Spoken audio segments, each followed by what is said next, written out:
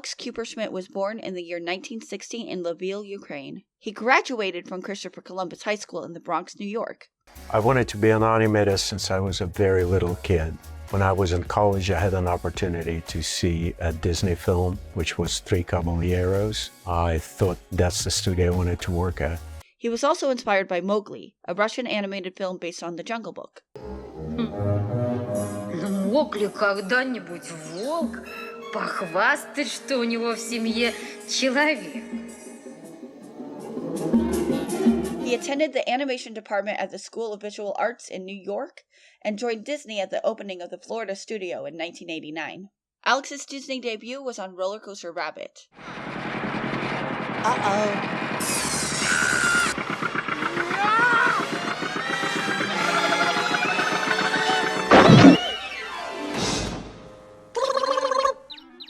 Shortly after, he worked as an animator on the Florida team for Gaston, under Deja Andreas. Safe till his head is mounted on my wall! I say we kill the beast! And Aladdin under Glenn Keane.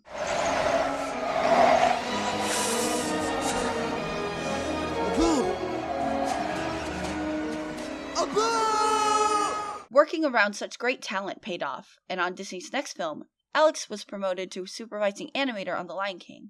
We got a bone to pick with you. I'll handle this. Scar, there's no food, no water. Yeah, it's dinner time, and we ain't got no stinking entrees. That's right. On The Lion King, Alex teamed up with Dave Burgess to supervise the three hyenas, who all had very different personalities. There was a performance of the actors who recorded the voices that really kind of nailed down what the character will do in the scene. Whoopi's character, Shenzi, came on as somebody who's particularly scheming all the time. And it's true that in actual hyenas, they're usually led by a female, what is known as an alpha female. So her character was always cool, always scheming, very rarely lost composure, and so on. Cheech's character, Banzai, was kind of the opposite, very volatile, sparsely ever able to speak in whispers, very on all the time and very high pitch. And Ed was sort of the comic relief. I think the directors always thought that Ed was the one who knew the score, but pretended to act like an idiot. So, that's kind of how they treated him. To create the look of the hyenas, Alex looked to visual concept artists like Hans Backer and consultants like Stuart Sumida, who came into the studio to give talks about the animal's anatomy. Alex recalls in an interview with Keyframe magazine, he brought references, explained how their skulls were built, how they eat, how they move. His lectures were so great that they rearranged my whole head. I had all these bits of animal knowledge, but it was like a messy garage. After Stuart, everything was up on shelves. Alex also has a very interesting perspective on who the real villain of the story is. As villainy goes, the film for me didn't really start until they showed up. In their eyes, they didn't care who was going to be king. Scar, Mufasa, Simba. The hyenas were going to be there after the story was told and the songs were sung, and they ate all those animals in the end. Yeah, sounds pretty villainous to me. Friends? I thought he said we were the enemy. Yeah, that's what I heard. Ed?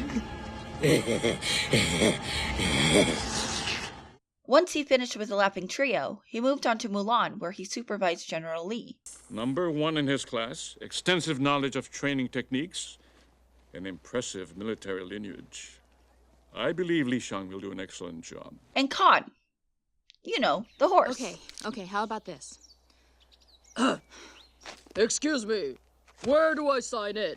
They're very manly and tough.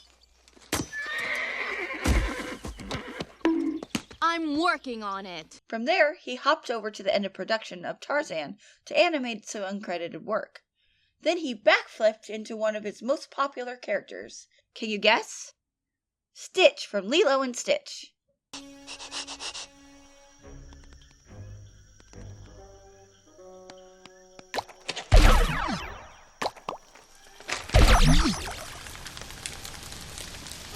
He was designed to look very, very appealing, almost like a stuffed toy. But he moves more like a lizard, which is to say very quick and very unexpected. He's incredibly unpredictable. At the core, it's a story about a family. I think that's what audiences find most appealing about the film. Now, these dark eyes is one of his key characteristics. As you know, you can usually tell characters' expression through the eyes, being the windows of the soul. With Stitch, one of his key characteristics is that he's unpredictable.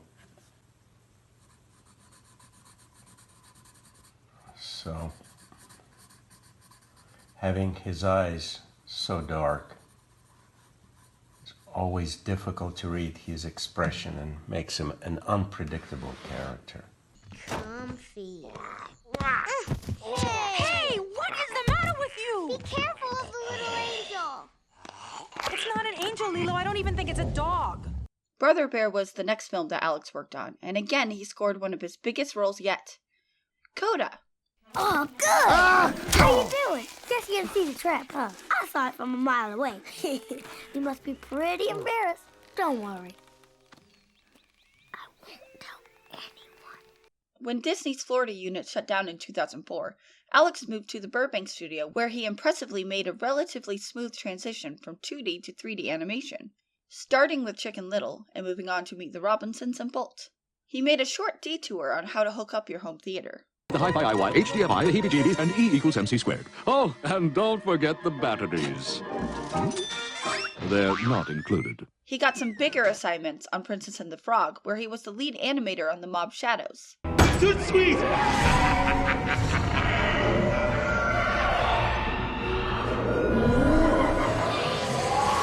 He also animated the majority of Maximus in Tangled.